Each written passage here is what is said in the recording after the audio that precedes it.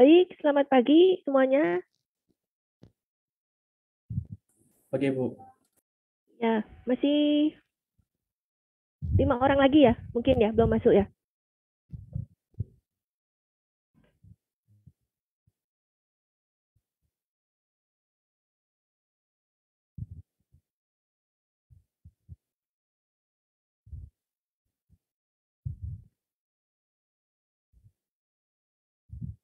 Oke ya, sambil menunggu saya overview untuk kuliah pengemasan pangan ya. Jadi sekarang minggu ke berapa ini? Minggu ke 8 atau 9? 9 ya? Minggu ke 9 ya, ini kuliah dengan saya. Ini kuliah minggu ini tentang gelas. Nanti kuliah ke 10 logam ya. Nanti 11 sampai 12 saya nggak tahu siapa ini ya. Bu 10, 11, 12 ini siapa? Bu Emma atau Bu Nat? Bu Farid bukan masalah. Oh, masa Bu Farid? Enggak, Bu Farid Bukan ya? enggak masuk. Enggak. Bu Farid nanti mutu Oh iya, pangan. kebalik saya. Iya. Bu Nat atau Bu Emma? Ini, udah tahu. Ya, nanti saya masuk lagi ke di minggu ke sini 13 ya. Ini biar kalian gak bingung ya, karena link Zoom-nya ganti-ganti sesuai dosen. 13 ini saya lagi ya. Saya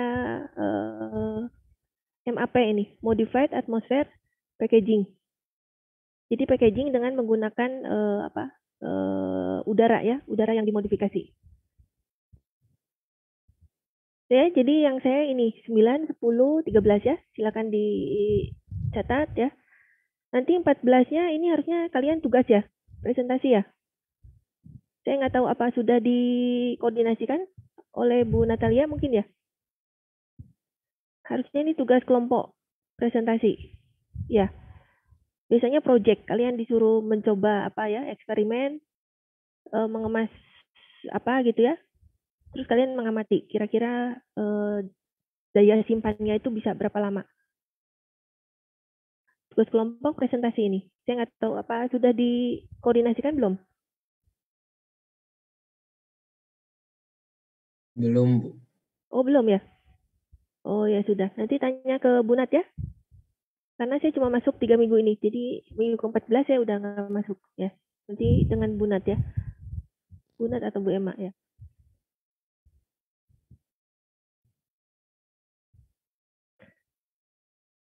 Oke. Ya, silakan dicatat. Boleh ini dulu ya, dibuka dulu ya videonya, kita interaksi dulu sebentar sebelum masuk ke materi.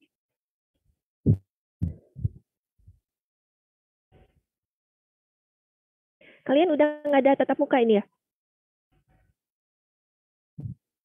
Karena mulai semester ini kan boleh kuliah hybrid. Kalian apa dapat jatah kuliah tatap muka? Enggak. Nggak dapat, Bu. Nggak Diutamakan dapat. yang angkatan 20 sama 21. Oh iya iya. Jadi kalian ini murni ini ya, daring. Sudah berapa lama ini ya? Daring terus. Praktikumnya daring juga ya? Iya. Oke ya, tetap semangat. Nih makanya saya ini interaksi dulu ya, biar kalian kangen nih sama teman-teman.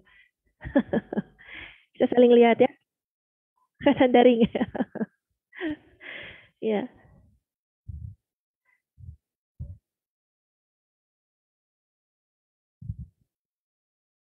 Oh ya, kuliah mutunya dengan saya nanti ya, sore ya, jam 3. Yang dengan Bu Faridnya minggu depan ya.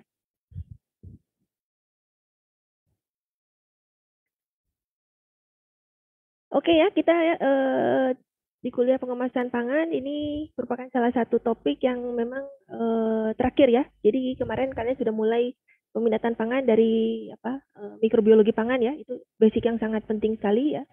Kemudian teknologi pemrosesan pangan ya.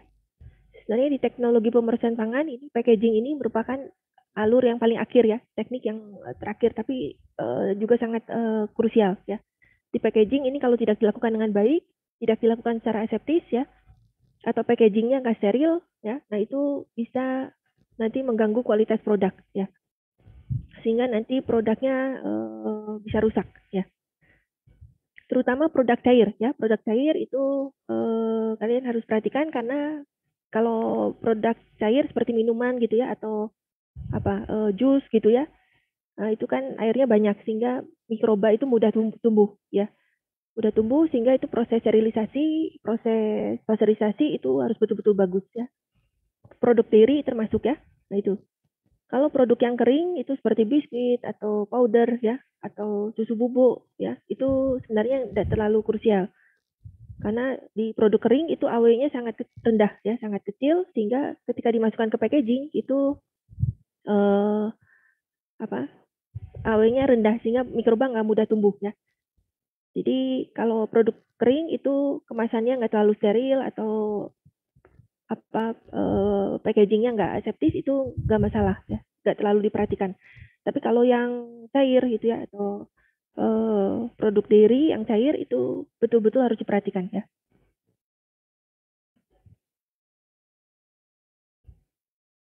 Oke ya, mungkin kita refresh dulu ya. Packaging itu apa ya fungsinya ya?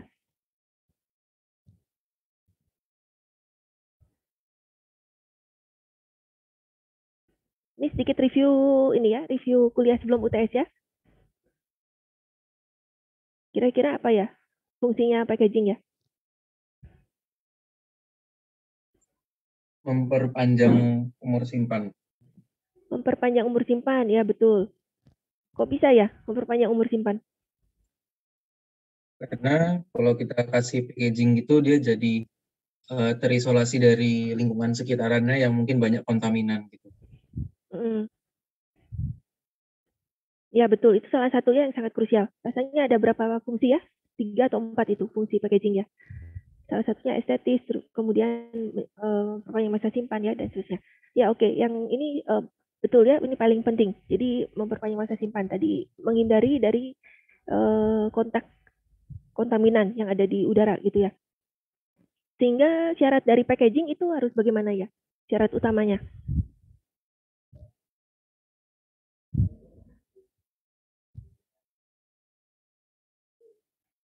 Tadi ya, ini ada makanan, food ya. Food, udah gitu Anda harus memproteksi ya, memproteksi food ini dengan packaging ini ya. Nih packaging. Packagingnya macam-macam ya, ada yang kalau kontak dengan food ini packaging primer, nanti ada misalnya udah dibotoli, botolnya masukkan ke kardus, nah kardusnya itu packaging sekunder gitu ya. Tapi at least ini ada packaging ya.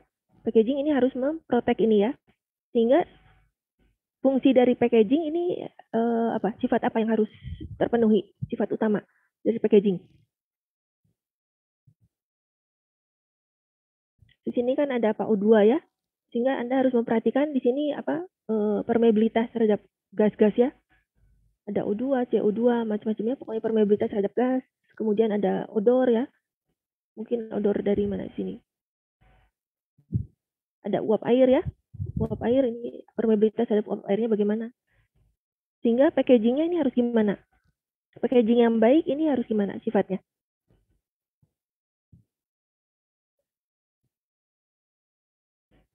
Bisa ini Bu, permeabilitasnya rendah gitu ya untuk zat-zat seperti air dan lain-lain gitu. Iya, betul. Apa namanya? Sifat apa itu?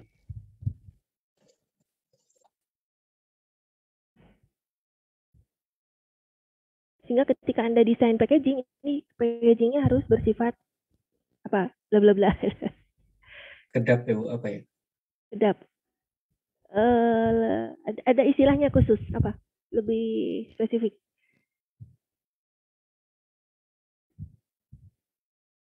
Harusnya ada itu di packaging ya. Apa? Nggak pernah dengar. Hermetis itu, ya pernah dengar. Sifatnya harus hermetis. Ya. Ini sebenarnya kedap, tapi ini istilah khusus di packaging ya. Packaging yang baik dia harus sifatnya ini hermetis. ya. Ya nanti kan kalian belajar ini ya, gimana ini ada kalau plastik gimana ya ini ya daya apa namanya barrier ininya ya, permeabilitas atau apa itu ya. Demikian pula dengan H2O dan seterusnya ya. Ini. Tapi semuanya ini harus hermetis ya. Ini. Terus kalian sudah mengenal berbagai macam jenis ya? Apa ada kertas, terus ada apa lagi? Polimer ya, plastik, polimer, bioplastik. Ini kalau di pangan ini harus food grade juga ya ini ya. Ada isu ini food grade, harus yang food grade polimernya. Mungkin sudah dibahas ya. Ini nanti kaitannya dengan mutu juga macam-macam ya, yang peraturan mutu itu. Ini harus food grade. Terutama kalau makanannya kontak langsung sama ini ya, sama pengemas gitu ya. Ada beberapa makanan kontak langsung dan bisa bereaksi itu ya. Makanya ini harus food grade. Tapi kalau tadi kayak makanan keringan ya, kayak biskuit terus kayak apa bubuk gitu ya, itu enggak masalah. Non food grade enggak apa-apa ya. Jadi kayak karton duplek itu enggak food grade enggak apa-apa ya, tapi sebagian ini sangat ketat ya, ini harus food grade. Nah, nanti yang kita bahas lagi ada gelas ya. Gelas, ada lagi apa? Logam ya. Logam. Polimer termasuk ini ya. Biopolimer juga ini ya. Biopolimer ini menjadi sangat penting, apalagi sekarang isu-isu green ya, engineering ini semakin gencar ya. Bisa ya kalian mengkaji ya. Ini karena limbah plastik, terutama ini karena ini ya, karena plastik-plastik ya. Sebagai pengemas ini banyak sekali menggantikan dulu ya. Kalau zaman dulu itu pengemas makanan itu kan dari kertas, dari daun pisang gitu ya. Dari apalagi daun jati gitu ya. Nah, sejak diketemukannya apa plastik, rasanya pas revolusi industri ya.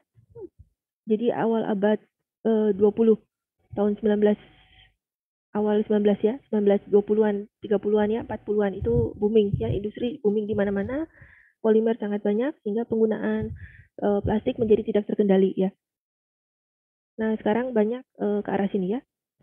Silakan nanti yang mau berkiprah di sini ya, packaging ini tetap sangat menarik ya. Kalau bisa ke arah green ini atau eco ini lebih nanti mempunyai nilai jual ya. Meskipun memang tantangannya masih besar ya, biopolimer ini sifatnya tidak homogen ya, heterogen, terus pengolahannya juga tidak sepraktis polimer gitu ya. Kemudian sehingga ini cost-nya lebih tinggi ini ya. Tapi mungkin ke depan ada teknologi apa ya bisa lebih bagus ya, bisa dikembangkan ya. Oke ya, terkait material ini, kira-kira apa bedanya ini ya? Apa beda properties dari ini? Sekarang ya minggu ini kita masuk gelas sama ini logam. Kira-kira apa keuntungan dan kelebihan ini masing-masing ini?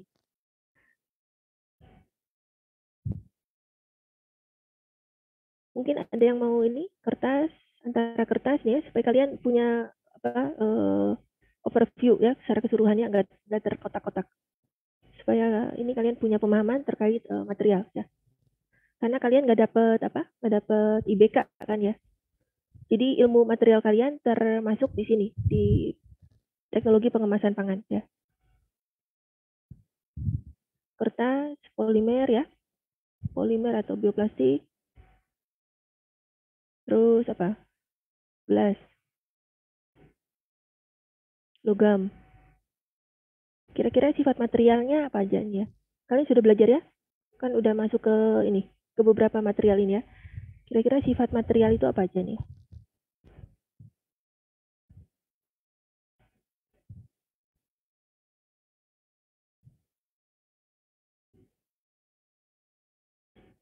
Ayo saya panggil ini ya, beberapa dari kalian ya.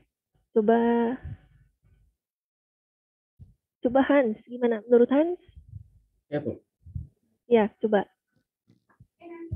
Ajukan satu sifat, terus apa perbandingannya ya di antara ini empat jenis ini. Kalau sifat itu mungkin yang pertama ini ya Bu ya, sifat apa ramah lingkungannya. Jadi apa degradasinya. Biodegradability ya boleh. Gimana ini? Jadi kalau misalkan kertas itu dia menengah, dia Biodegrad. lebih mudah daripada gelas sama logam. Terurai ya. Ya, Oke ya. betul. Ya, polimer. Polimer kalau misalkan yang biopolimer yang bisa terdegradasi bisa. Yang terdegradasi bisa ya. Ya, yang biopolimer. Ya, yang bio. Mm-mm. Cuma ini juga sangat kompleks loh ya kalau kalian mau masuk lebih dalam. Biodegradable ini bisa jadi ini ratusan tahun juga loh untuk polimer ini. Yang betul itu nanti compostable. Nama apanya istilahnya itu ya. Kalau compostable betul dia nanti bisa terurai jadi CO2 tambah H2O. Tapi kalau degradable itu masih tanda tanya katanya ya. Bahkan biopolimer pun bisa sampai berapa puluh tahun gitu ya. Meskipun dikategorikan biodegradable. Sehingga nanti ada tolok ukur compostable gitu ya. Tapi ini oke ya.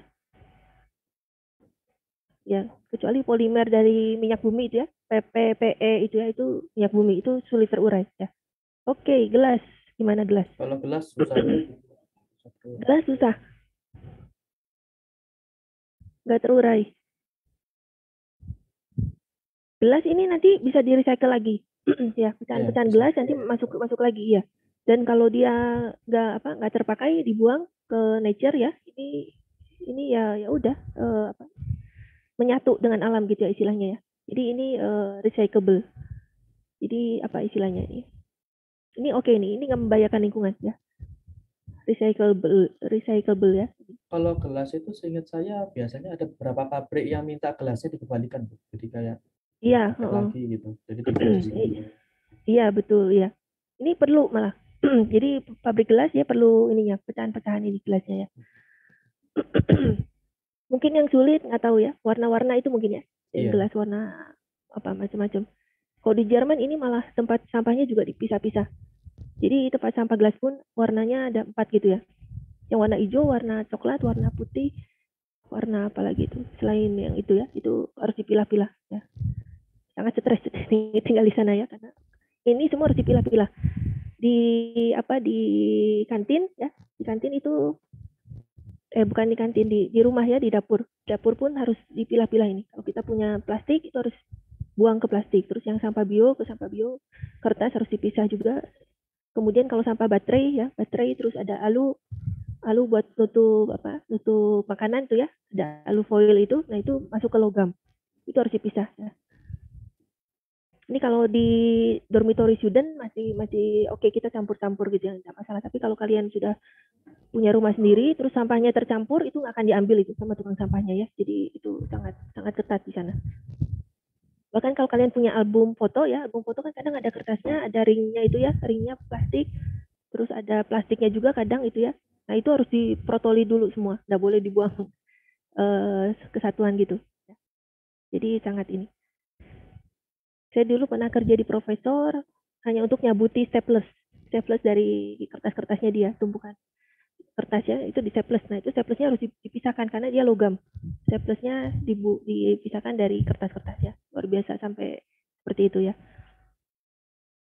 Logam oke ya. Logam ini. Oke, next. Mungkin siapa? Mbak yang perempuan, Stevi? Gimana menurut Stevi? Sifat apa lagi? Sifat kekakuannya, Bu, mungkin. Kekakuan ini apa istilahnya? Bahasa Inggrisnya.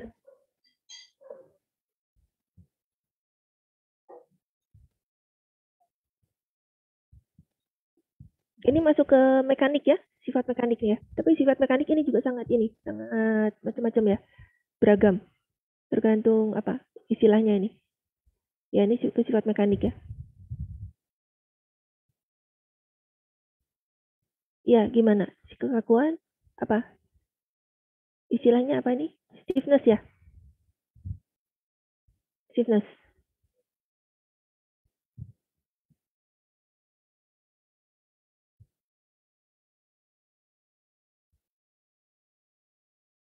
Iya, gimana? Dari keempat material ini mana yang paling kaku? Gelas, Bu, yang paling kaku. Gelas. Iya, sama logam kalau yang bentuknya kayak kaleng gitu. Kayak kaleng. Ya ini logam sebenarnya paling stiff ya. Ini. Gelas ini dan stiff. Gelas ini apa? Hard. Ya, dia ini hard tapi tidak stiff. Malah dia apa? Brittle, rapuh ya. Brittle ini lawannya apa? Lawannya ini stiff ya, brittle. Polimer oke ya. Mungkin tergantung polimer apa ya. Ini sampai ini ya. Kertas.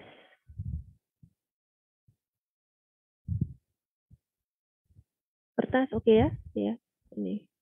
Oke, nanti kita lihat ya sifat mekanik. Oke ya, ini sedikit tentang ini material. Terima kasih. Kita masuk ke ya.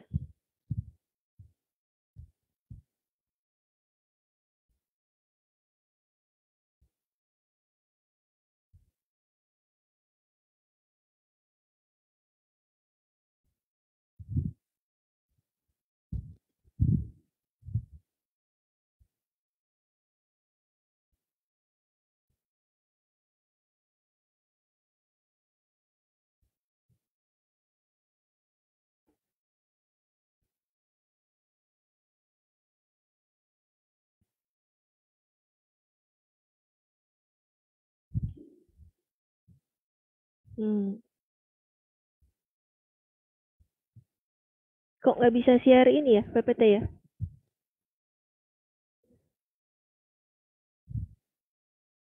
Belum tampak ya, PPT-nya ya? Belum, Bu. Masih apa? Whiteboard ya? Ya, gimana ini kok whiteboard-nya enggak?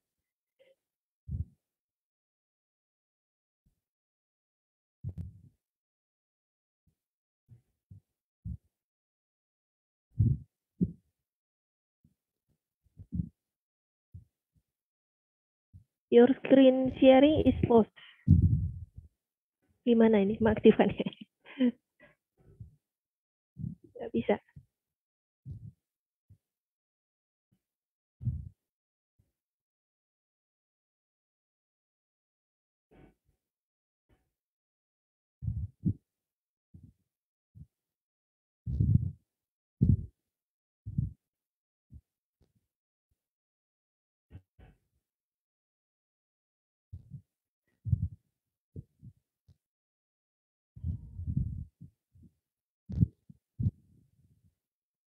Mungkin coba whiteboard-nya di-close dulu, terus di-share screen lagi, Bu. Mungkin. Iya udah tadi. Oh, sudah ya. Nggak bisa kok ya.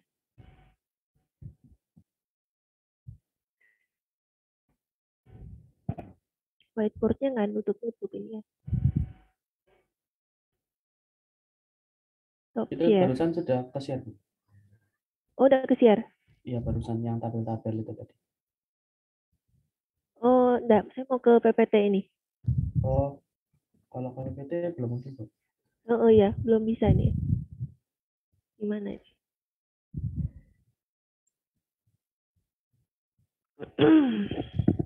Atau mungkin coba keluar lalu masuk lagi Bu ke Zoom-nya gitu kali mungkin ya. Keluar apa? Keluar Zoom. Jangan di end meeting tapi di live meeting lalu Bulani masuk lagi gitu supaya Oh gitu. Iya. mungkin bisa ke refresh gitu. Oh, saya nggak bisa live loh. Cuma N. Oh nggak bisa Oh, live. saya kasih Oh, pindah host kasih dulu. hostnya aja Pindah ya. host dulu aja nggak Pindah apa-apa host nanti ya. masuk lagi. Ya, coba.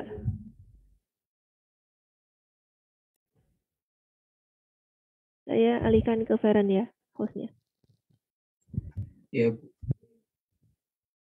Tapi kamu harus ini, allow saya berarti untuk itu.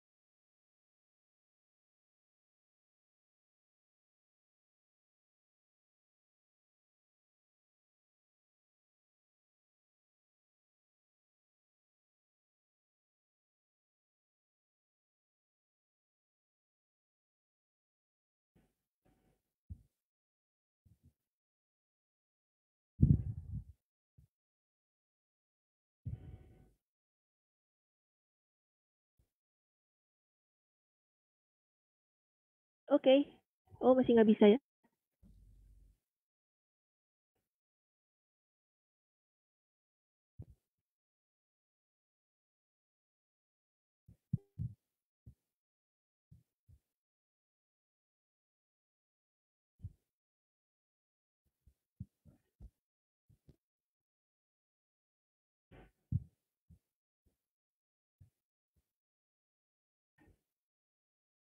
Your screen sharing ini is post ini loh. Ya, tapi gimana ini? Nggak bisa.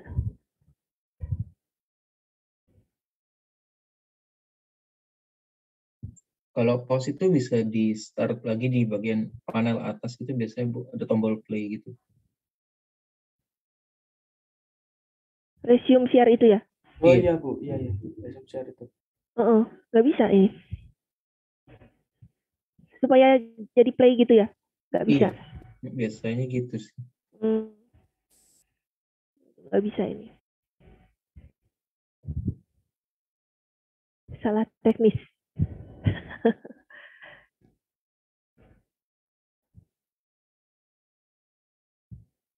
Bisa ya?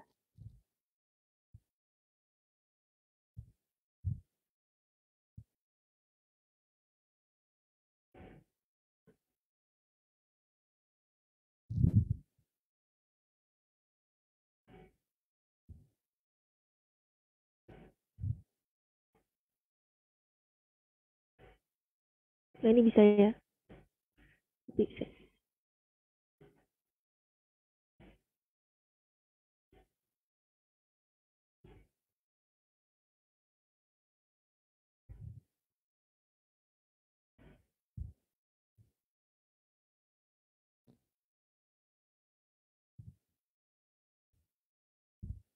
Oke, sip. Finally. Tadi saya buka 2 PPT soalnya kayaknya. Nggak bisa ini.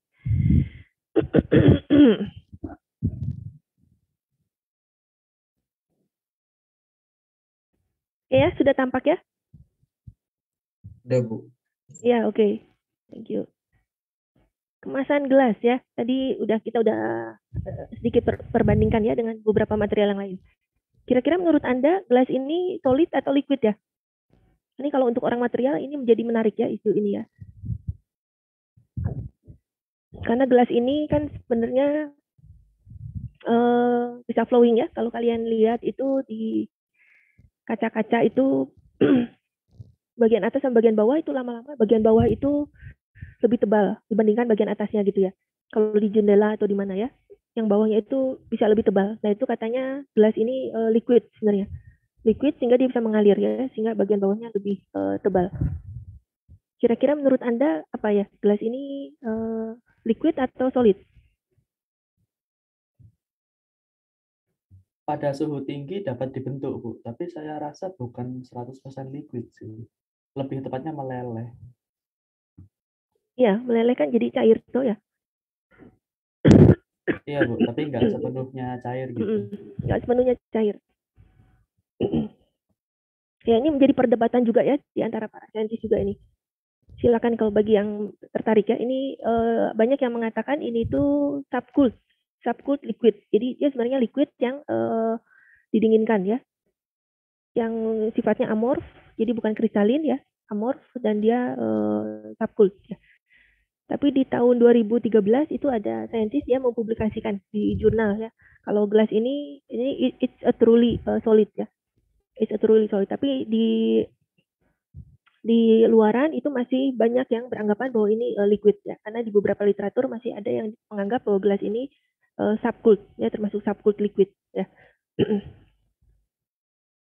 Tapi di tahun 13 itu ya 2013 ada publikasi kalau ini termasuk dikategorikan ke solid ya.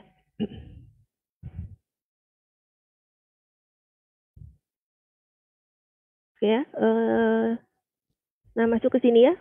Ini tadi sifat mekanik ya. Ini kemarin ada di fellows ya, di pengemasan apa-apa di pemrosesan pangan. Ini grafik yang sangat penting ya. Jadi terkait sifat mekanik dari suatu material ini biasanya digambarkan dengan sifat ini, sifat stress versus strain ya. Grafik stress versus strain.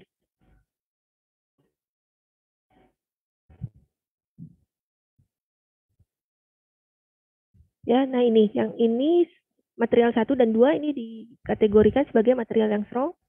Yang ini ya, yang 3 4 ini material yang weak ya, yang lemah. Ini strong kenapa? Karena ininya tinggi ya, steep ya, slope-nya ini. Slope-nya ini kalian tahu apa? Properties apa ya? Slope ini kan berarti stress per strain ya. Stress per strain itu artinya apa? Modulus yang ya, Bu. Ya betul, modulus yang ya. Lalu apa? Dia kekuatan mekanik di bagian apa? Region elastik atau bagian plastis?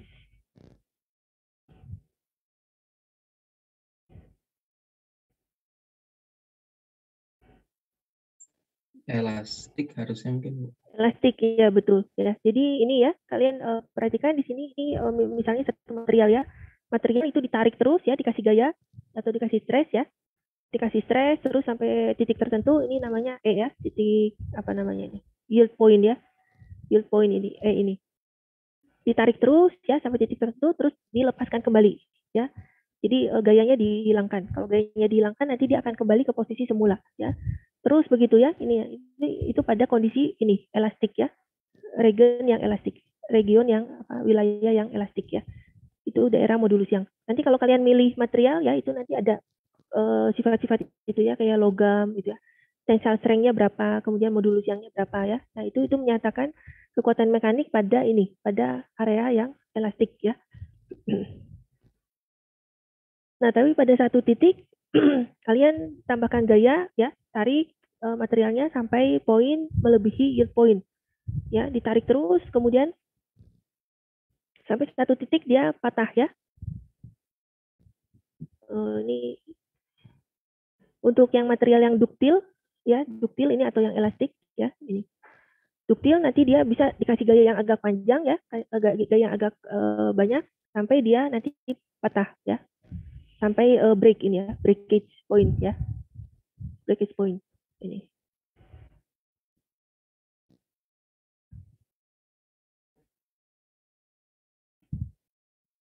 Ya, tadi istilahnya apa di sini elastis ya. Yang ini elastis, terus yang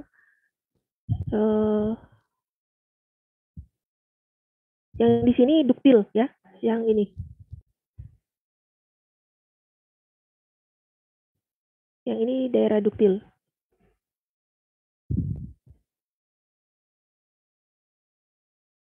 Bukan duktil apa, plastis ya, daerah plastis. Jadi kayak plastik ya, plastik itu ditarik terus dia masih bisa mulur. Tapi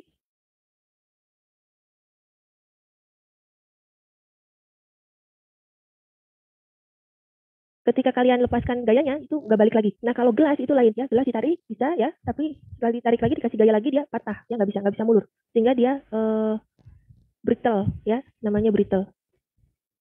Ini contoh yang gelas di sini ya, yang gelas di sini. Ini breakage ya, jadi ini brittle, sifatnya brittle. Tapi kalau yang plastik ini daerah plastis ya, daerah plastis tapi materialnya namanya duktil ya, jadi lawannya brittle, duktil. Jadi plastik atau apa itu? Logam ya, logam itu bagus sekali. Jadi logam in terms of ini ya, stiffness-nya ya, stiffness tadi yang ini ya, slope ini. Jadi slope itu nanti kaitannya ke kekakuan ya. Ini kaitannya ke kekakuan atau stiffness. Kekakuan ya. Jadi ini istilah mekaniknya macam-macam ya. Ini ilmu material, kekakuan atau stiffness. Jadi kalau semakin tinggi slope-nya dia semakin stiff ya. Ini semakin stiff. Biasanya logam ya, logam itu sangat bagus. Logam ya. Ini.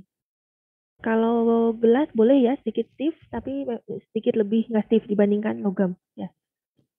Ya tadi ada stiffness, ada brittle ya, duktil ini lebih bisa mulur ini ya, bisa mulur tapi di area plastis ya, area plasticity. Elastik tadi itu ya, modulus yang tadi ya, tolok ukurnya. Jadi dia menyatakan ini juga ya, menyatakan stiffness ini ya, ini modulus yang simbolnya E ya. Terus apa lagi? Toughness, pernah dengar ya? Toughness itu apa? Jadi suatu material itu tough, tangguh. Tangguh, tough. Itu apa? Toughness. Kira-kira mana yang paling tough?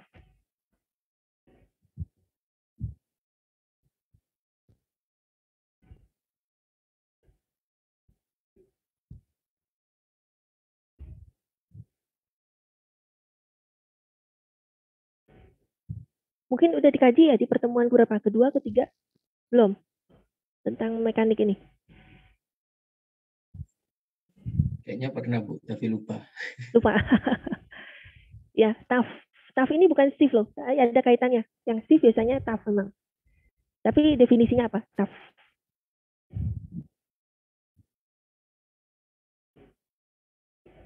Lupa. Itu luas di bawah sini ya. Luas di bawah kurva. Nah, ini luasan di bawah kurva. Jadi kan semakin stiff, kan semakin tinggi ya. Semakin tinggi, luasannya ini semakin besar. Nah, ini semakin tough. Jadi material berapa ini? Material 2 ya, ini paling tough ya. Karena luasan di bawah sininya besar. Kalau yang 3 ini nggak tough ya. Toughness. Ada lagi gelas ya. Gelas ini hard. Lain ya. Hard itu apa? Keras kan ya? Keras. Tapi kan lain. Dia bukan kaku, bukan tough ya. Ductile juga bukan ya. Ini tapi dia hard. Hard but brittle ya. Biasanya dia hard but brittle. Masih ingat kemarin di hidrokoloid ya, yang gelnya keras. Biasanya kita kasih agar-agar itu ya, itu bisa keras. Kalau karagenan kan elastik ya.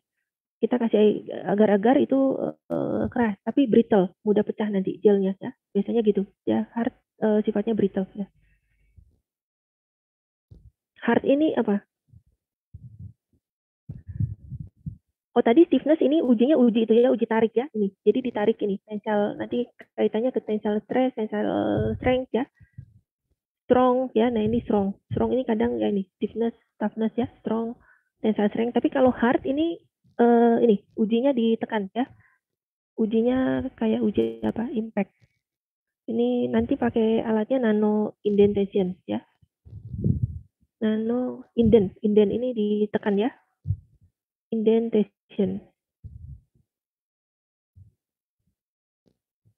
Jadi satu material ini ya ditekan terus kalau nggak pecah, nah ini berarti hard ya. Nah gelas ini dia hard ya, paling hard dibandingkan ini ya logam ya hard juga, tapi dibandingkan apa kertas ini sangat nggak hard ya, logam terus polimer ya itu nggak hard ya. Nah jadi ini kan menarik juga nanti ya untuk aplikasi yang memerlukan hard. Kalian tahu nggak apa material yang sangat ini yang skala hardness-nya paling tinggi? Skala hardness-nya tinggi atau rendah ya yang paling keras itu? Anyway, ada yang tahu nggak apa?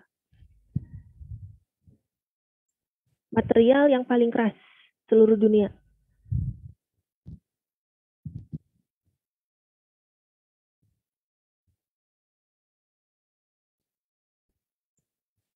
Nggak tahu Bu.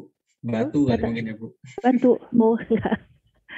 Mungkin sejenis diamond ya Bu ya, yang keras. Iya betul. Iya diamond. Diamond ini yang paling keras. Makanya dipakai buat apa? Laser juga kan ya? Buat motong itu loh. Ya. Kan ini ujungnya diamond. Kan nanti dia motong kaca, motong apa ini diamond ya.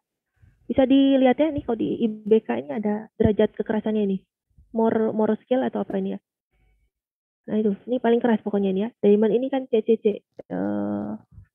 Ya dia karbon ya, karbon rantai C ini. Strukturnya tapi sangat sempurna ya, sangat simetrik. Sangat sempurna. Ini bisa ya dari material ini biomasa di treatment ya pakai high pressure terus temperatur tinggi nanti jadi diamond ya. Ini harus betul bagus ya struktur ininya. Jadi sangat sempurna. Jadi dia menghasilkan ini material yang sangat keras. Ya. Oke ya itu ya. Jadi jangan sampai ya nggak ada knowledge terkait ini sifat mekanik ya. Ini sangat penting kalau bicara tentang material, kalian harus paham beberapa istilah ini ya, istilah mekaniknya ini. Toughness, stiffness, hardness ya, brittleness, nanti ductile, plasticity ya, elasticity dan seterusnya.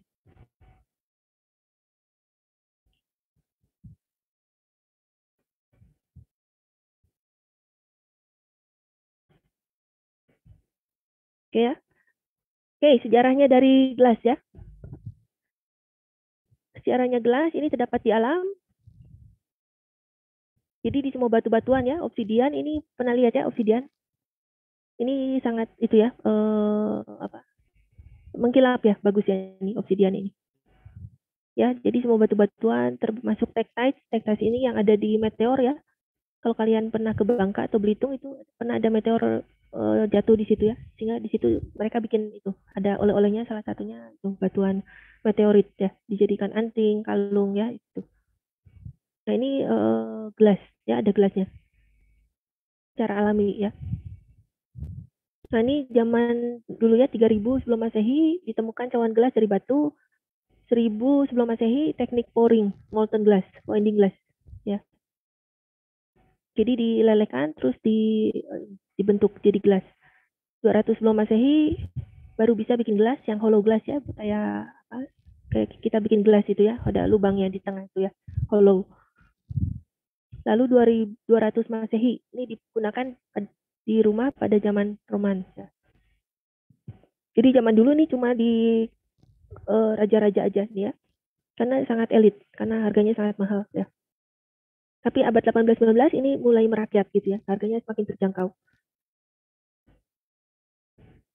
Dan gelas yang sekarang ini nggak terlalu berat ya, katanya yang zaman dulu itu berat dan lebih nggak kuat gitu ya. Tapi yang sekarang ini teknologinya sudah maju ya, jadi lebih ringan, gelasnya lebih ringan dan juga dia lebih kuat, lebih strong ya.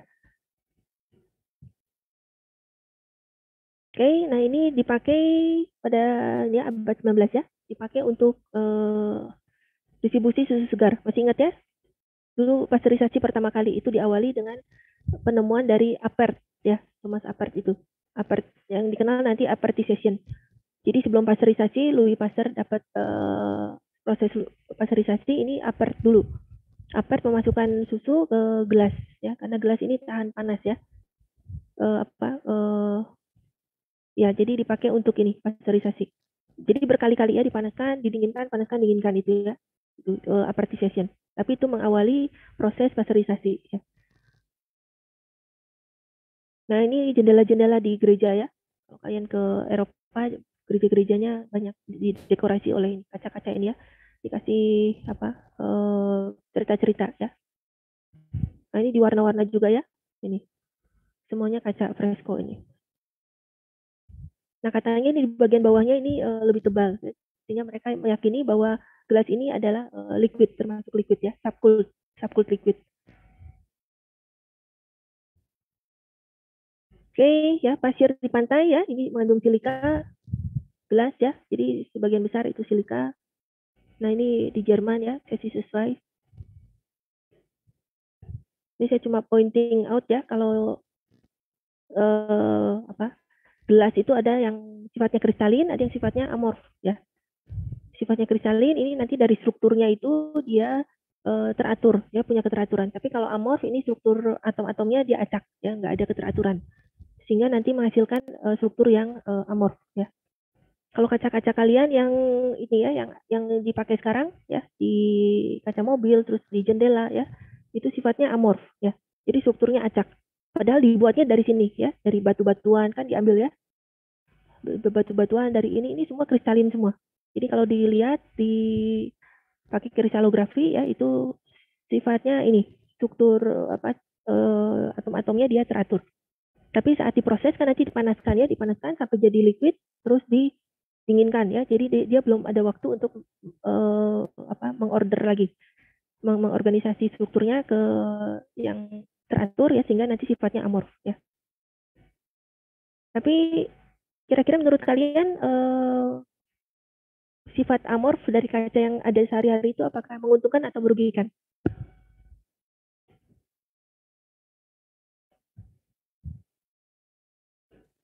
Menguntungkan harusnya, Bu. Menguntungkan ya, kenapa menguntungkan? Karena kalau amorf dia jadi transparan, bisa dilihat, dia bisa tembus pandang. Tapi kalau kristalin dia butek ya, cenderung misalnya. Kristalin bisa juga ini, bisa juga transparan juga bisa.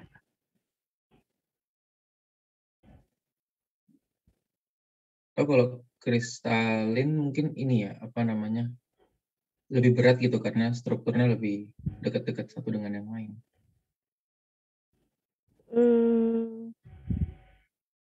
Jadi ini sama ya, gelas itu dia polimer, SiO itu ya. SiO, Si ini. Tapi di alam adanya dalam bentuk ini SiO2. Tapi SiO2 ini polimer sebenarnya. Jadi satu-satunya senyawa inorganik yang polimer. Jadi ini terus nanti berikatan SiO, Si terus ini ya. Nah, nanti kalau yang teratur ini bentuknya teratur memang di ininya. Tapi kalau yang amorf ini nggak beraturan ininya ya. Tapi ini terus ya sampai N ini. Ya, ini. Nah, kalau yang ini sama. Jadi rumusnya juga sama SiO2 ya. Cuma strukturnya aja yang berbeda. Nah, ini kalau yang kristalin itu nanti ada namanya sifat anisotropi. Saya nggak tahu kalian di kimia dapat nggak itu ya. Kimia ini sifat material juga anisotropi. Jadi karena kristal-kristalnya ini ya berbeda, nanti terorientasi ini ya. Nanti sifat elektrik atau sifat magnetik itu dia berorientasinya lain ya, tergantung dari orientasi dari partikel-partikel di sininya. Nah, ini anisotropik. Tapi kalau yang amorf dia isotropik ya. Ini isotropik kalau yang amorf. Jadi artinya apa? Nanti kalau ada cahaya, radiasi cahaya apa ya? Itu sepanjang itu sepanjang jendela Anda ya, itu nanti penyebarannya bisa sama. Jadi sepanjang partikel-partikelnya itu bisa sama ya. Tapi kalau yang anisotropik ini nggak sama ya. Tapi nanti ini menarik untuk yang semikonduktor gitu ya. Semikonduktor kan biasanya perlu yang kristalin ya, SiO2-nya itu. SiO2 nanti dijadikan Si ya. Nah, ini perlu yang ini atau untuk penghantar untuk apa ya. Jadi ini tergantung ya. Tapi untuk sehari-hari kita caca mobil apa ini sangat menguntungkan ya, karena dia sifatnya isotropik yang ini, yang amorf ya. Ya, itu sedikit tentang itu sifat material.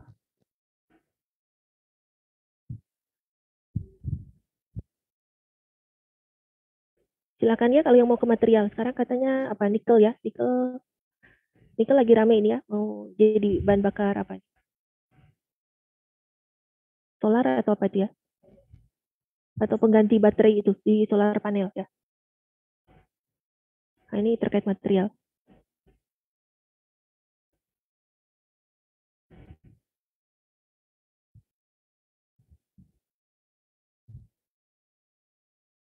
Oke, nah ini ada di hewan juga ya. Ternyata hewan-hewan renik ini tahu ini ya, diatom, terus ini sponges ya, radiolaria.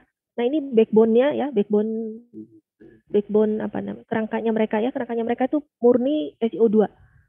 Jadi hampir 99% ya. Silikanya 90 di atas 90% ya. Mengandung SiO2. Ini. Diatom, pernah dengar ya diatom ya?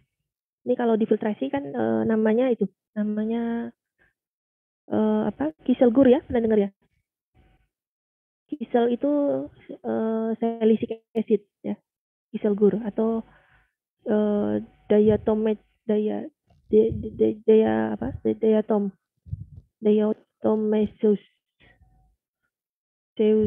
earth ya. Nah, ini silika murni ya, dipakai nanti untuk filter aid ya, untuk membantu pressing di ini. Biasanya ini kiselgur ya.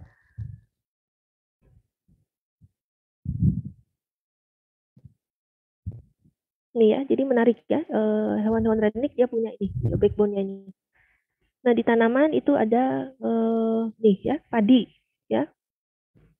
Di namanya gramine ya, terutama di sekam. Sekam ini kenapa keras? Karena ini punya gelas juga, punya bioglas ya, jadi punya silika ini. Jadi silika terembed di dalam sini, dalam jaringan di sini, dalam selnya di sini ya. Jadi di sini ada biopolimer ya, ada lignin, ada pektinnya nggak ada sih, sedikit ya.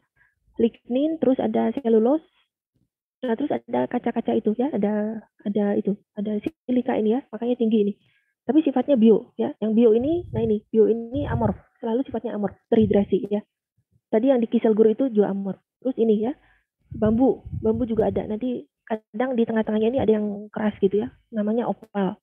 Kadang-kadang disebut opal ya. Opal itu kayak batu mulia ya, syukur-syukur jadi kayak akik ya. Sebenarnya akik itu juga ya, silika juga, opal ya. Jadi kayak batu mulia ya. Nah, ini episetum hyamel ya. Ini saya pernah teliti ini ya. Jadi ini keras sekali, luarnya ini karena ada banyak silika. Padahal dalamnya kosong ya. Ini termasuk tanaman purba yang bisa eksis ya, karena katanya bioglas ini membantu dia untuk survive ya.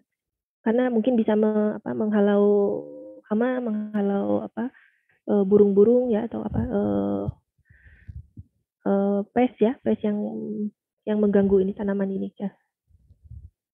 Nah, silikanya di bawah 30% ya. Jadi untuk apa silikanya? Tapi katanya silikanya ini juga penting untuk kehidupannya. Jadi ini ya.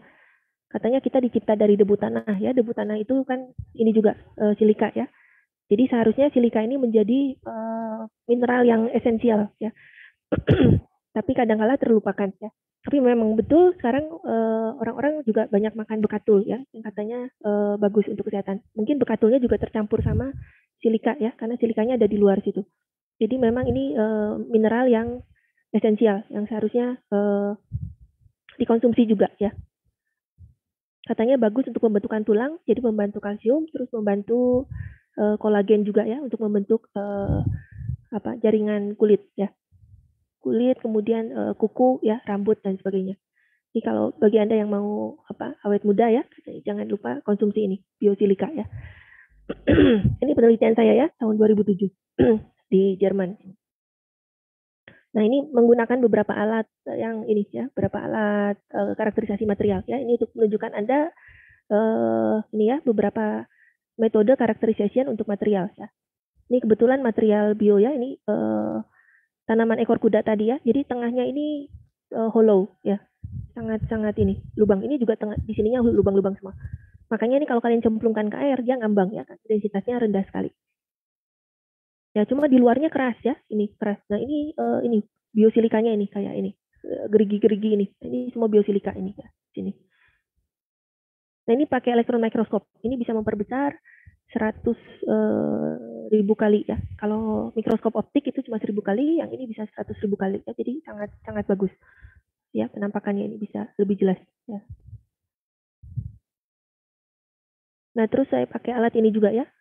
Jadi ini elektron mikroskop terus pakai EDX ya. Ini ditambah energi dispersif X-ray diffraction ini untuk mapping ya, mapping suatu unsur ya, suatu unsur nanti sesuai panjang gelombangnya nanti ini bisa di mapping ya. Jadi ini dikhususkan untuk SI ya, SI terus nanti keluar ternyata ini SI-nya semua ada di sini ya. Jadi ini menunjukkan bahwa si bioglasnya ini memang terakumulasi di bagian luar, terutama di sini ya, di kepala ininya, di gerigi ini. Nah ini betul-betul murni bioglas di sini. Cukup menarik ini ya. Nah ini pakai alat yang lain namanya tomografi ya. Jadi ini dipakai juga nanti untuk pengujian material ya, tomografi, mikrotomografi. Kita tahunya di rumah sakit ya. Di rumah sakit untuk ngetes ngelihat struktur tulang dan sebagainya ya. Tapi ini di material juga bisa dipakai. Ini jadi materialnya disinari X-ray ya. X-ray itu nanti direkonstruksi ulang. Jadi ini bukan foto, tapi ini hasil rekonstruksi ulang. Tapi mirip ya, mirip sama aslinya ini. Terus ini densitasnya bisa kita ubah-ubah ini.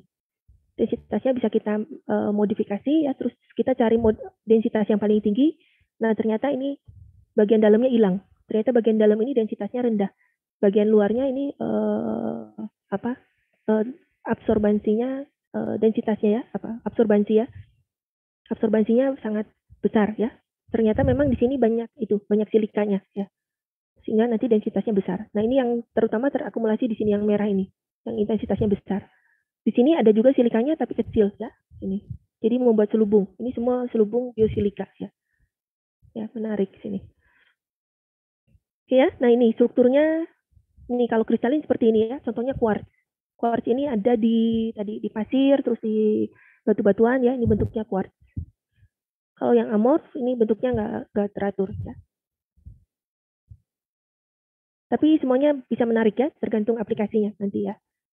Cuma bagaimana membedakan SiO2 sama SiO2 amorf ya. Ini harusnya ada uji lain lagi ya. Selain ini ada XRD namanya, X-ray diffraction ya. X-ray diffraction ini untuk ngetes apakah dia kristalin atau amorf ya. Kalau yang kristalin nanti peak-nya sangat tinggi, dapat peak-nya ya. X-ray XRD ya. Nih, kalau kalian masuk ke mungkin yang penelitiannya sama Pak Putu pakai ini ya, XRD ya, untuk ngetes membran ya. Jadi ini untuk ngecek sifat ini, sifat kristal ya. Nanti kalau yang kristalin itu tinggi sekali ini ya, tinggi ininya, peaknya ini ya.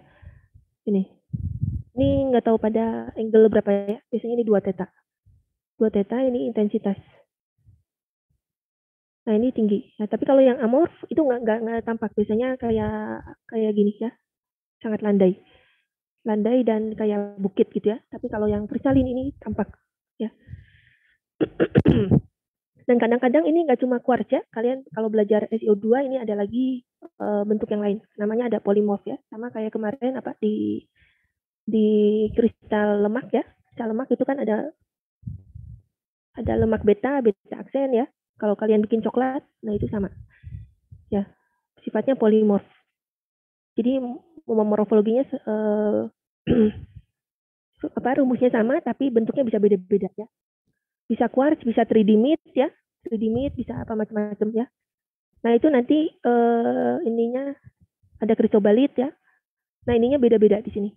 Itu harus ditelaah ya. Jadi ini cukup rumit juga. Kalian harus ngecek ya. Berapa persen ininya quartznya, 3D meat-nya berapa, terus yang lainnya berapa.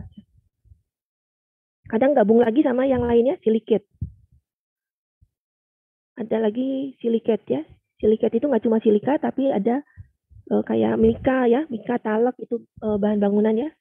Si tapi nanti ada Al-nya, ada Mg-nya ya, tapi berinteraksi semua. Gabung ya dalam satu satu senyawa.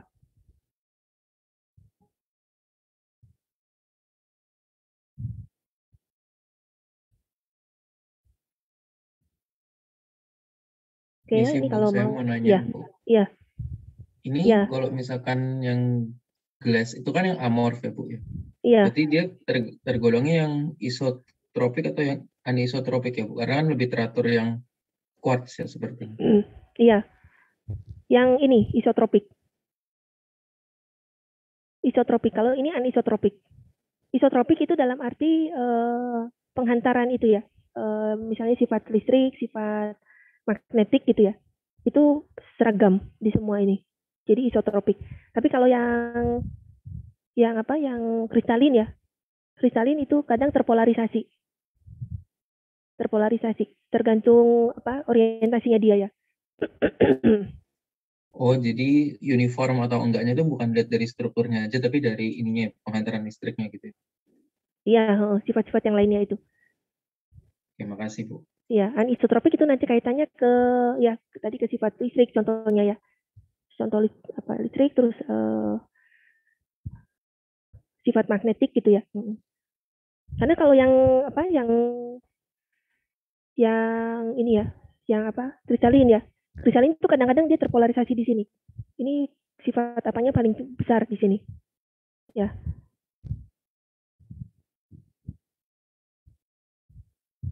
Anisotropik.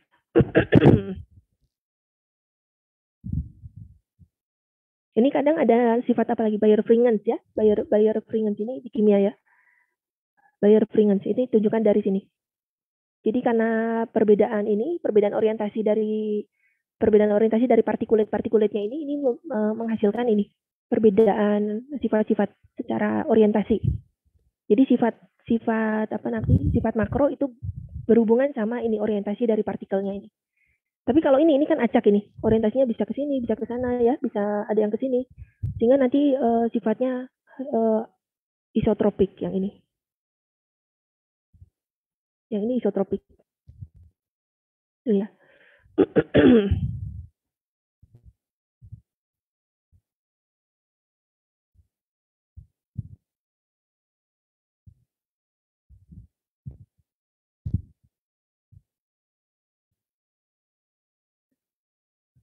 Oke, next ya terkait komposisi ya, komposisi dari gelas. Jadi komposisi utamanya silika ya, tapi nggak bisa silika murni ya, kecuali kalian mau bikin yang silika betul-betul silika murni ya, namanya ini vitreous, ada sih diproduksi juga yang silika murni ya, vitreous silika. Tapi untuk aplikasi khusus ya. Tapi kalau untuk kaca-kaca kita sehari-hari itu ditambahkan ini Na2. CO3 ya, soda abu. Tujuannya apa ditambahkan ini soda abu?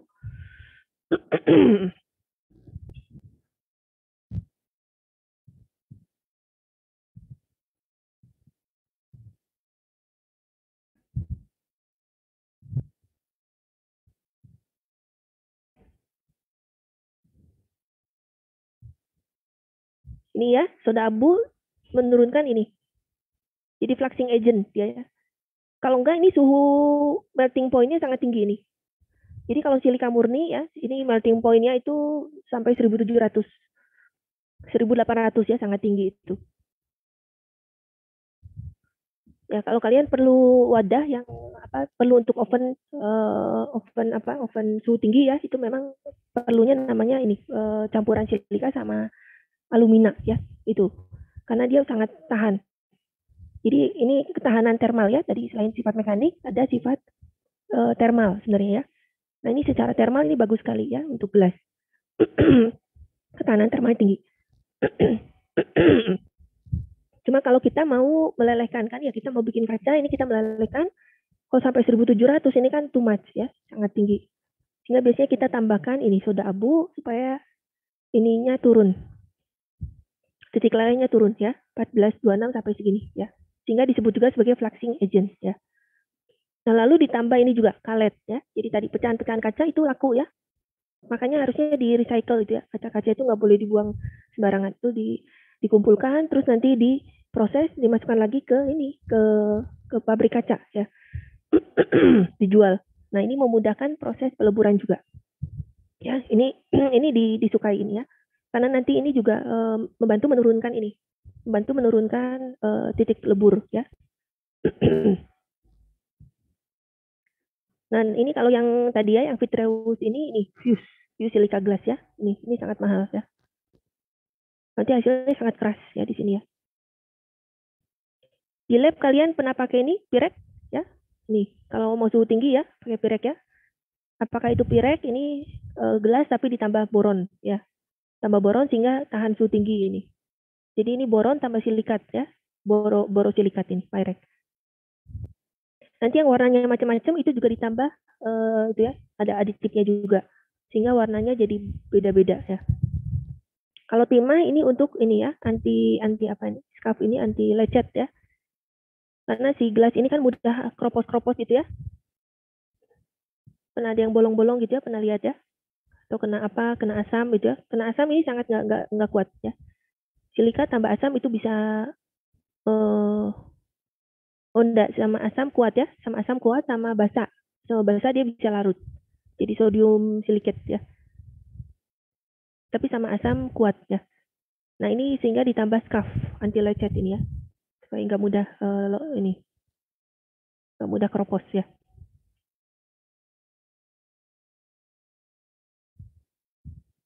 Ya, lalu CaO atau kadang Mg ya, Mg ditambah untuk memperkuat nanti ya, perkuat struktur.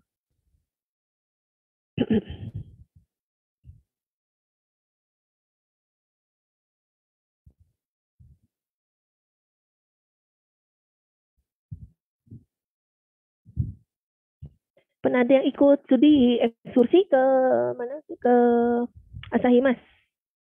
Ada? Kayaknya studi ekskursi berapa tahun yang lalu ya? 3 tahun yang lalu ya? Mungkin ya. Sebelum pandemi ya. Itu kan dibawa ke sana. Asahi Mas yang di Jawa Barat itu ya. Nah, itu membuat ini juga kaca ya. Mereka bikin untuk kaca mobil ya. Tanurnya sangat besar dan sangat panas ya, karena suhunya ini hampir 2000 derajat ya. Tapi dia pakai gas itu ya, pakai gas untuk melelehkan ini silikanya di tanur.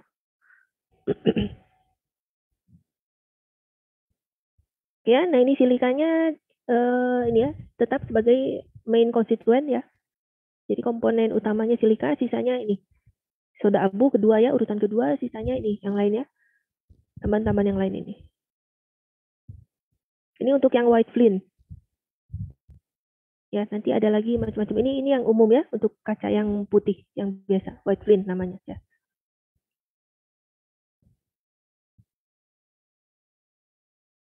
Oke ya, next sifat kimia. Sifat kimianya gimana? Tadi selain hermetis ya, packaging itu hermetis itu dia harusnya kedap ya, kedap terhadap uap air, kedap terhadap gas-gas yang masuk ya, itu namanya hermetis. Tapi dia juga harus stabil secara kimia ya, dalam arti dia nggak boleh bereaksi ya, nggak boleh bereaksi sama bahan pangannya ya. Nah yang gelas ini gimana?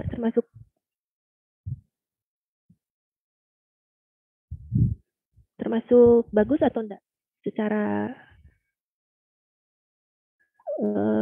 reaksi dengan bahan pangan.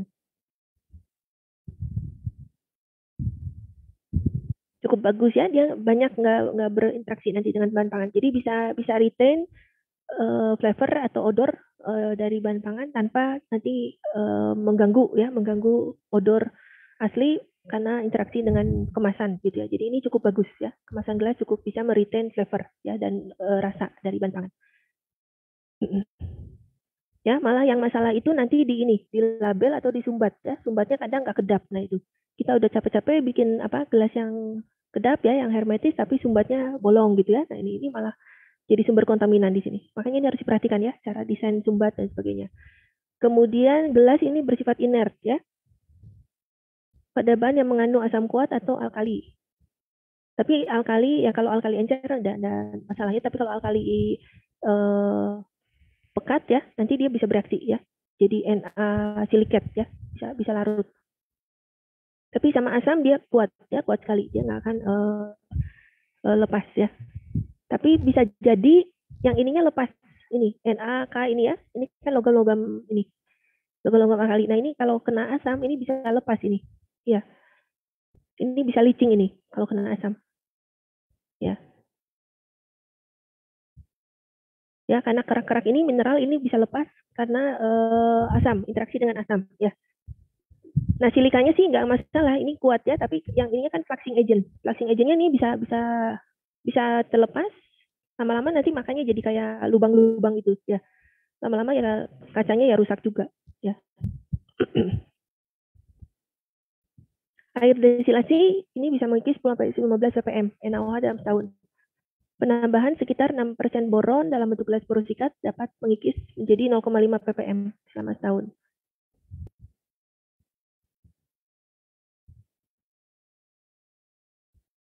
Gelas yang disimpan beberapa bulan pada kondisi di mana terjadi fluktuasi suhu dan kelembaban. Ini dapat menyebabkan kondensasi air dari udara. Ya, maka garam-garam dapat terlarut keluar ke gelas, ya, blooming. Garam-garam itu tadi ya yang fluxing agent itu ya. Nah itu diperhatikan ya kalau suhunya fluktuasi ya, atau kelembaban fluktuasi itu bisa keluar, bisa licing ini ya garam-garam ini. Jadi blooming namanya, blooming. Ini bisa merusak gelas ya. Oke, sifat transparansi ini bagus ya. Ini kadang disukai juga ya. Jadi kalau kalian punya bahan pangan yang lucu-lucu, yang menarik ya, bisa disimpan di wadah gelas, jadi bisa menarik konsumen ya. Atau industri minuman ya, menggunakan pewarna sintetik ini kan menarik. Nah ini disimpan di botol gelas ya. Ini. Tapi bisa juga kurang menguntungkan ya kalau ada bahan pangan yang sensitif terhadap cahaya. Kira-kira apa ya, senyawa apa yang sensitif terhadap cahaya?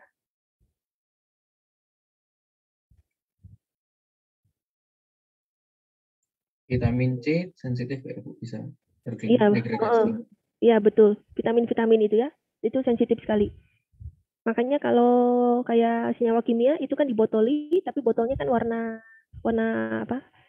coklat itu ya. Kalau kalian di lab itu ya, botolnya H2SO4, botol HCl dan sebagainya itu kan bukan botol transparan ya, tapi botol yang namanya amber itu ya, warna amber. Nah itu supaya nggak merusak bahan-bahan. Kalau di pangan ya betul ya, sama vitamin C itu mudah sekali kena UV terus bisa rusak ya. Tapi saya nggak tahu kenapa botol UC itu transparan ya. UC kan 1000 unit itu apa vitamin C-nya. Tapi nggak tahu dia kok pakai botolnya transparan. Kalau yang lain kadang kan dibungkus lagi ya, atau warnanya amber atau dibungkus lagi dengan dengan cover sehingga nggak kena cahaya langsung ya. Nah ini untuk warna ini ditambahkan warna-warna ini ditambahkan unsur lain ya supaya warnanya berubah. Ini sifat semi opal dapat diberikan dengan penambah senyawa fluorin. Ditambahkan saat pembuatan gelas ya. Ini opal ya. Kalau mau jadi opal, ini kayak logam itu ya, batu akik ya. Ini tambah fluorida ini, kalsium fluorida. Abu-abu ditambah senyawa belerang. Mau ungu tambah mangan ya. Mau apalagi kuning tambah ini besi oksida, antimon oksida. Ya.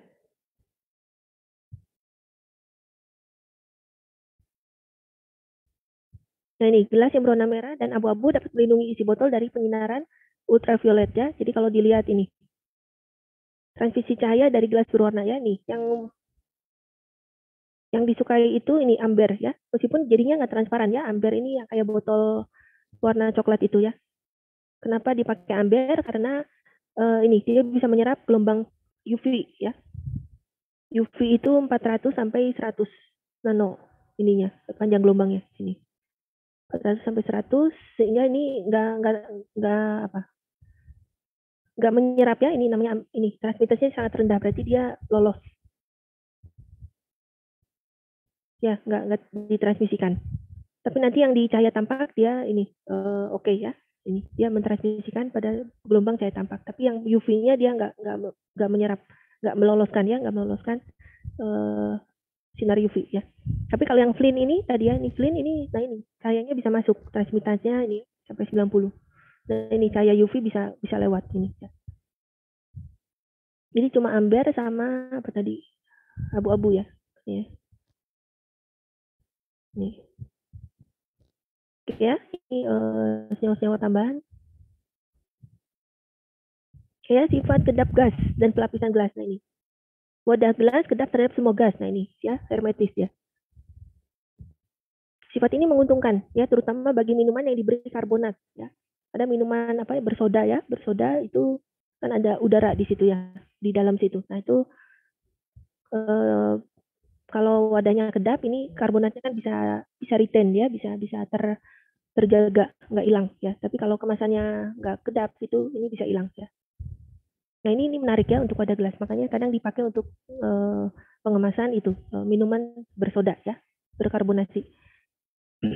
Dan juga gelas ini kekuatan impact-nya besar ya. Jadi kan kalau soda ini kan ada gas di dalam itu, tekanannya bisa besar itu ya.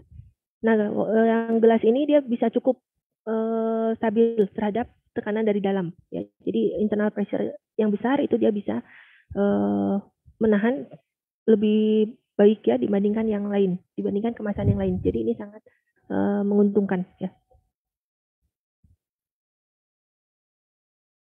Ya, selain itu dia barrier yang baik terhadap benda padat, cair dan gas ya.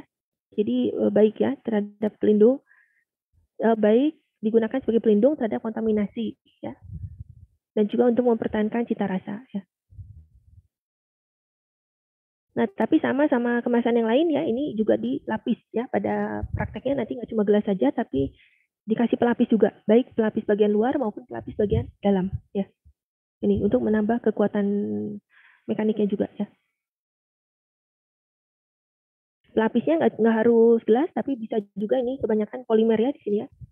Lilin, resin ini kan polimer ya, polietilen. Belerang ini biasanya dalam bentuk gas ya, minyak ya. Minyak ini kan ya polimer juga ya, tidak logam ya. Ya, sifat ini tahan panas atau thermal properties. Nah ini ya, ini literatur lama. Ini masih merupakan benda cair yang mempunyai kekenalan yang tinggi. Jadi high viscous dan thermoplastis. Jadi kadang dikategorikan sebagai benda cair. Tapi ada juga sekarang yang mengkategorikan ini sudah menjadi solid ya.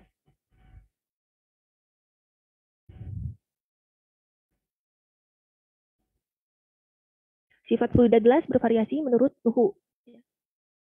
Dan tidak diketahui titik lebur maupun titik beku. Sama kayak polimer ya, mungkin pernah belajar ya polimer ya. Kalian belajar ada titik apa? TG ya. Transition glaze ya. Ya, udah belajar di polimer. Apa artinya? Suhu di mana nanti polimer itu bakal berubah sifatnya gitu, jadi lebih lunak. Ya, mulai melunak. Jadi dia mulai flowing ya. mulai flowing meskipun dia punya titik lebur, tapi nggak jelas. Biasanya ini terjadi di bawah titik lebur, bawah titik melting. Dia sudah mulai flowing di material-materialnya. Ya, nah ini disebut keadaan kaca, ya, transisi kaca, ya. Ini jelas bukan bahan kristal dan lebih tepat disebut cairan beku. Ya, nih, beberapa orang masih meyakini bahwa ini cairan beku, subcooled, ya, subcooled liquid. Dan pada proses pembuatan bahan gelas ini ada proses annealing. Annealing ini nanti penurunan suhu, ya. Tadi kan di tanur tinggi, ya, di atas 1500. Setelah itu nanti diturunkan pelan-pelan. Terutama pada suhu ini, ya. Pada suhu ini dijaga suhunya. Dinaikkan lagi suhunya, tapi terus diturunkan lagi, ya, sekitar sini. Ini nanti untuk membuang semua stres-stres yang ada di cairan tersebut. Supaya nanti kekuatan mekaniknya lebih baik, ya.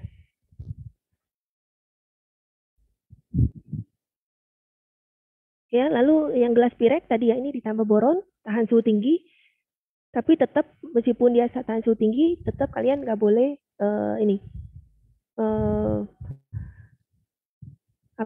mentreatment kaca pada dua kondisi yang ekstrim, ya. Misalnya bagian luarnya dan bagian dalamnya itu suhunya berbeda jauh gitu, ya. Nah, itu akan menyebabkan namanya thermal shock, ya.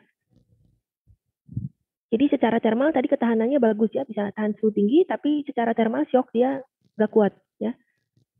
Jadi kaca ini sangat tadi ya mudah pecah, brittle, ya, brittle. Jadi dia mudah ini juga, ya, dan mudah mengalami thermal shock. Jadi kalau suhu di dalam sama di luar beda jauh, ya, itu bisa ini, ya, bisa pecah, ya. Ini. Maka itu pemanasan harus pelan-pelan, ya, nggak boleh cepat gitu, ya, laju pemanasannya nggak boleh tinggi-tinggi, ya. Kalau kalian mau manaskan, misalnya mau pasteurisasi, ya, terus pengen cepat, terus langsung suhunya tinggi, itu nanti bahkan bisa pecah, ya, nggak boleh. Jadi untuk botol kaca ini harus pelan-pelan. Dari konduktivitas, ya, konduktivitas ini 30 kali lebih kecil daripada besi, ya.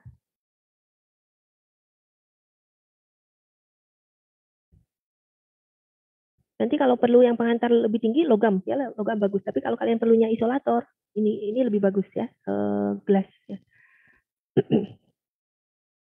Oke, digunakan ini tepat untuk pasteurisasi bir, kemudian sterilisasi sayuran, ya, bisa.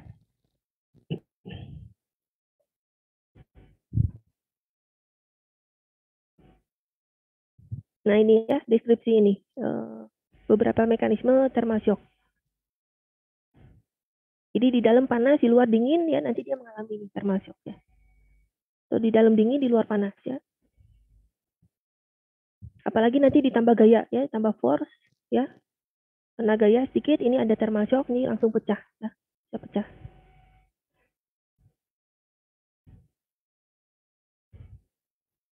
Ya, makanya beberapa orang tua kadang melarang kita untuk menyimpan wadah gelas di kulkas, ya. Karena saat di luar itu suhunya lumayan tinggi, terus langsung tiba-tiba dimasukkan ke kulkas, ya, yang langsung dingin, ya, langsung dingin. Nah, itu kadang thermal shocknya ini lebih dahsyat dibandingkan dimasukkan ke tempat panas, ya. Jadi dimasukkan ke tempat dingin, ini thermal shocknya lebih dahsyat, ya, lebih bisa merusak. Kadang pecah, ya, mudah pecah wadah-wadah itu, wadah kacanya, ya.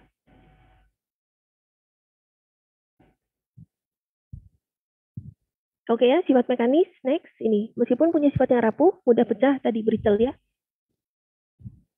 Tapi punya kekuatan mekanik yang tinggi, ya. Tapi ini in terms of hardness, ya. Hardnessnya bagus, tinggi, ya. Ini tadi diamond ke-1, kalau nggak salah gelas ini kedua atau ketiga, ya. Ini cukup tinggi, ya. Nah, lalu dia tahan terhadap kompresi tadi, ya. Terhadap kompresi kalau ada tekanan dari gas di dalam, ya, dia ini tahan, ya. Ini.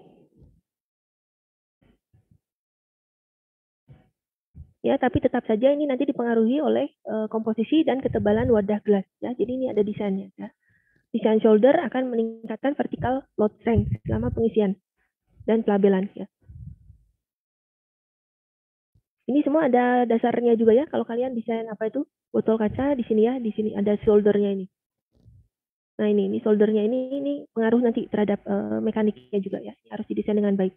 Karena nanti saat filling kan fillingnya otomatis, ya, di industri, ya. Nah, itu nanti kan ada impact di sini. Meskipun tadi impact dia tahan terhadap impact ya, tapi ini tergantung juga pada desain ini, desain apa, shouldernya ya, bahunya ini. Ya, nanti kalau filling ini kan masukkan fluida ya, fluida masuk sini atau tutup ya, penutupan. Nanti ini kan dapat impact juga ya. Tapi ini cukup tahan ya. Oke, bagus. Nah, tapi gelas tidak tahan terhadap getaran. Dia tahan terhadap impact, tapi tidak tahan terhadap getaran ya, vibrasi. Serta perbedaan tekanan dan suhu yang cukup besar ya. Ini. Jadi harus hati-hati ya, karena mudah pecah.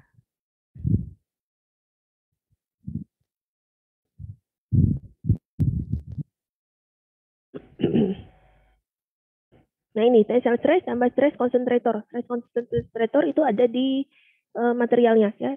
Materialnya itu nanti kalau banyak stres itu ya nggak ter relief, itu nanti kalau kena tensile stress itu bisa pecah fracture ya. Makanya tadi ada annealing, proses annealing ya. Annealing itu nanti untuk melepaskan tadi fluida yang masih istilahnya stres ya, stress concentrator di situ. Ada tekanan-tekanan internal. Nah, tekanan-tekanan internal itu harus terrilis ya. Terrilis itu supaya tidak jadi stress concentrator ya.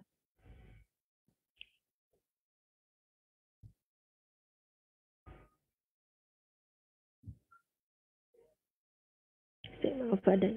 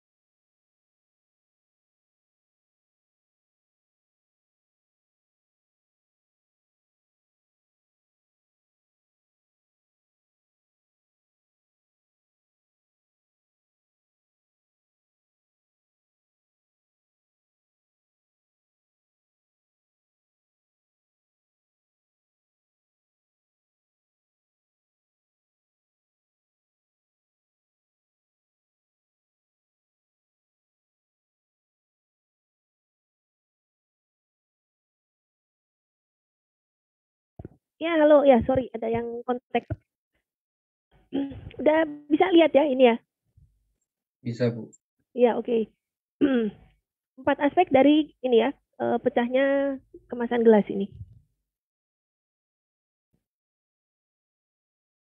Untuk internal pressure tadi bagus ya, dia punya resistance terhadap internal pressure sehingga cocok untuk minuman berkarbonasi.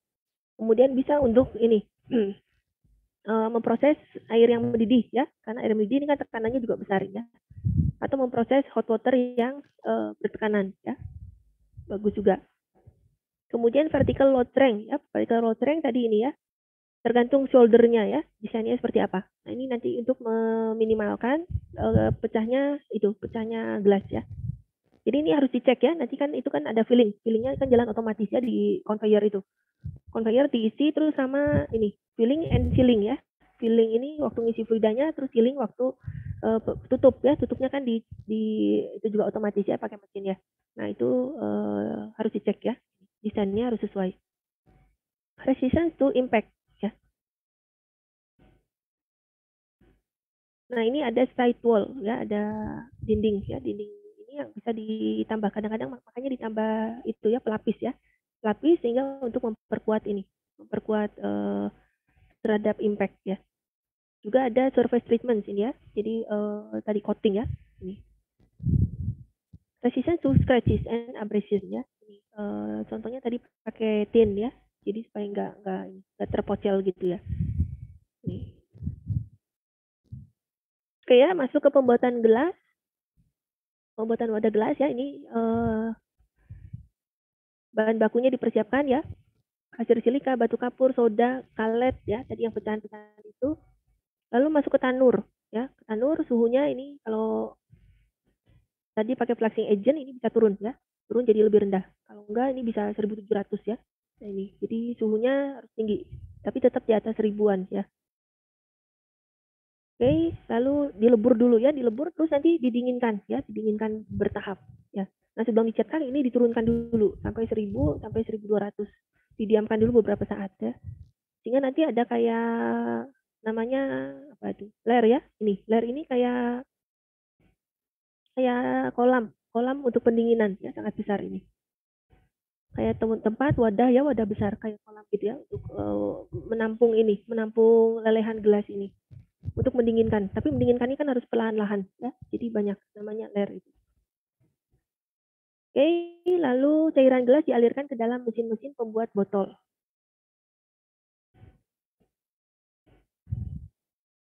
Ya, cairan gelas itu nanti namanya ini ya, gop ya, ini gop. Kayak gumpalan ini. Gumpalan dimasukkan ke sini, ke cetakan sini, cetakan gelas. Ya.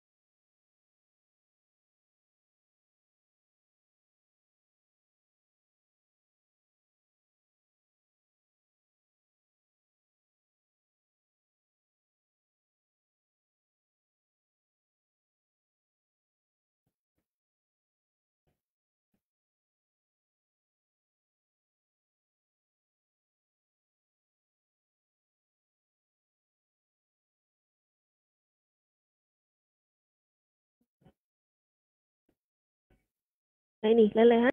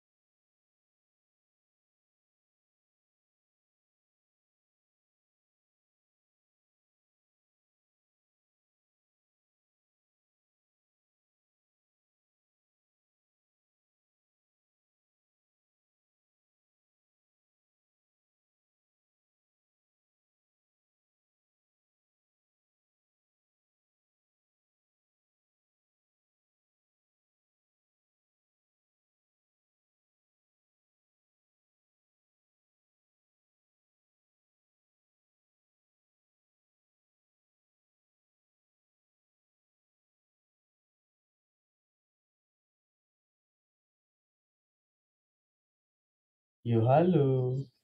Iki Levi ta. Embuh 945 nggak balik rasanya Levi ya. Bapak no, Vin, Ibu Evin. Malu di rekor nek konsol kayak.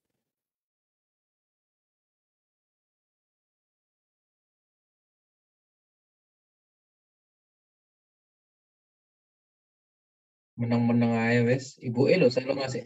Dia lo selalu ngasih tugas. Padahal minggu depannya bukan kelas dia sing ngajar. Arti.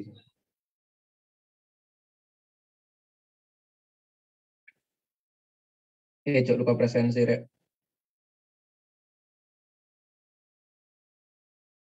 Hubert mana Hubert? Jangan tilang lagi kau Hubert.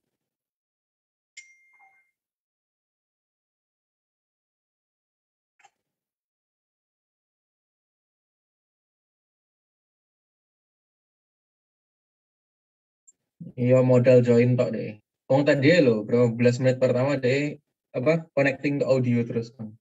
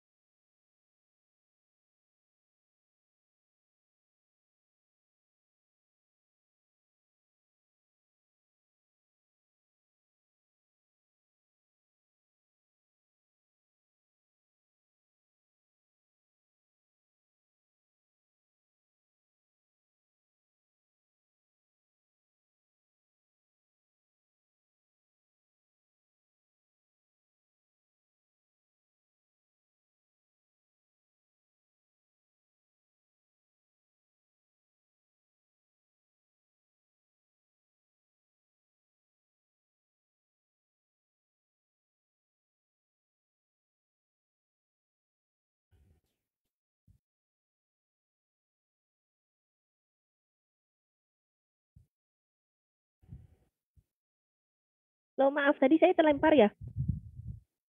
Iya Bu, putus tadi Bu. Loh, iya. Terus udah sampai mana tadi?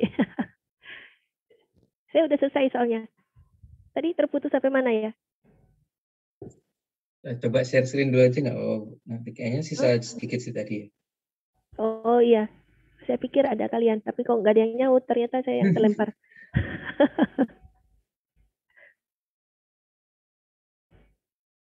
Tadi masuk ke refleksi udah?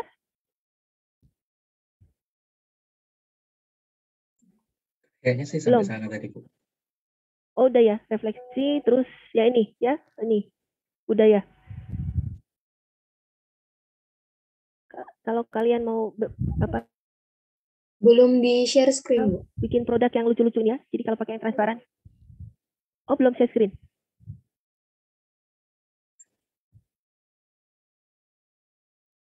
Oh, hilang nih.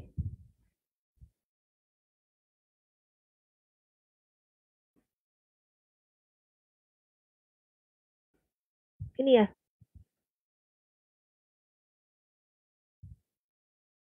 Ini, udah ya? Belum. Oh iya ini kayaknya sampai sini tadi. Sampai sini ya. Ini, kalau kalian mau kemasan yang bagus-bagus ini. Yang transparan ya. Cuma tadi kalau vitamin C ya itu ya bisa rusak kena cahaya. Oke ya, untuk rempah-rempah, terus untuk acar ya, ini yang asam-asam juga bisa pakai ini, kaca. Oke, ini produk kacanya ya. Yang ini ya, ini hermetis ya. Biasanya dipakai buat madu ini ya. Jadi ada karetnya juga di sini. Kalian juga balikan pun ini nggak tumpah ya. Sedap sekali ini, bagus ya. madu itu nggak boleh ini juga ya kena udara ya. Kalau udara kita kan lembab. Udara lembab nanti air bisa masuk ke situ, terus madunya jadi encer ya. Madunya encer nanti kadang-kadang jadi fermentasi itu, jadi timbul gas ya. Itu karena terfermentasi oleh mikroba Saccharomyces ya. Jadi membentuk gas. Seharusnya itu udah rusak. Cuma orang awam itu kadang nggak tahu gitu ya, nggak paham. Dia malah bilang kalau ada gas itu madunya madu asli gitu ya. Padahal nggak asli, itu udah rusak ya. Dari kandungan enzimnya dia udah berkurang ya, jadi nggak boleh. Oke ya, dari saya itu. Silakan kalau ada yang mau bertanya.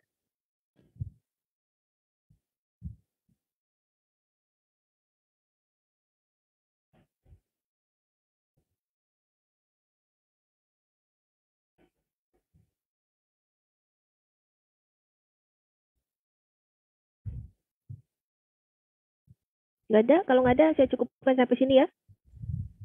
Ya, makasih Bu. Ya, makasih. Selamat pagi. Terima Ya, kasih, Bu. selamat pagi.